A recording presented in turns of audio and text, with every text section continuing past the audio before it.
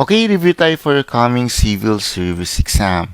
And let's solve this math problem dahil pagdating po sa exam, marami po ang math. Okay, so let's analyze and solve this one. The sum of three consecutive numbers is 60. The question here is, find the smallest number. Ganito pong gagawin ninyo pag may nakita po kayong ganitong problem. Okay, so ang hinahanap ay yung smallest number. So let x para doon sa smallest number na hinahanap natin. Since the sum of three consecutive numbers yan, meaning, ang susunod dito ay x plus 1. Next ay x plus 2. Okay. At ang sabi, itong 3 consecutive numbers daw ay equal to 60. Para makuha yung equation, i-add nyo lang po iyan. Okay. So, x plus x plus x is equal to 3x. Bakit 3x? Basically, pag wala po yung number before x, may coefficient yan na 1.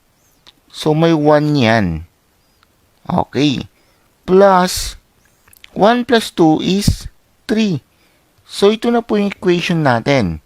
Since hinahanap natin yung x, ilipat lang natin tong 3 dito sa kabila.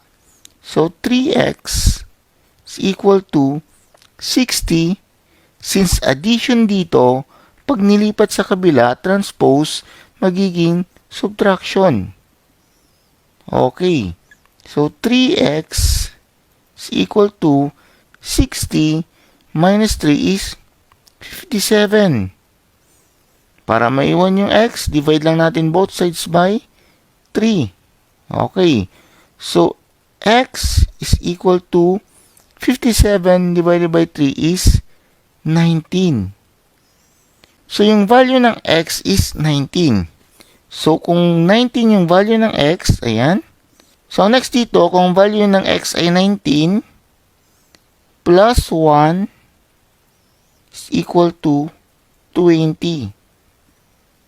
Dito naman, 19 plus 2 is 21. Okay. So, ito yung 3 consecutive numbers. Ang sum daw nito ay 60. So, meaning, tama po yung equation natin. At ang question is, find the smallest number. So, ang smallest number dito, basically, itong 19. So, the answer here is letter B. Okay. I hope you got this one and follow for more tips, updates, and tutorials for your coming exam. God bless.